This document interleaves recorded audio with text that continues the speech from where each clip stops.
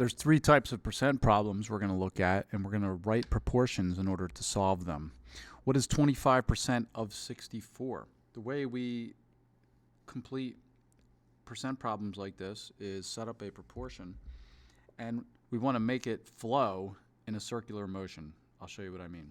So we start out with what is, and we'll use a question mark. So we're going to move left to right in a circle. So what is, and then we have 25%. So that'll be 25%. 100 stands for percent of 64. There it is. So you can see now that this all flows from left to right in a complete circle. What is 25% of 64? And we just use cross multiplication and division now to actually respond to this. You know, cross multiply 64 and 25, divide by 100 once you get that product. All right. This question is the same as the previous. It says, what number is 25% of 64? Notice the flow. Here's what number is 25% of 64. Same exact question, just written a little different.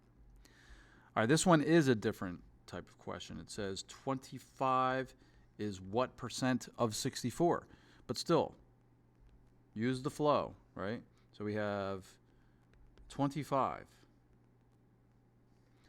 is what percent? So this time we're looking for a percent. So what percent, there's 100, of 64? Let's look at the flow.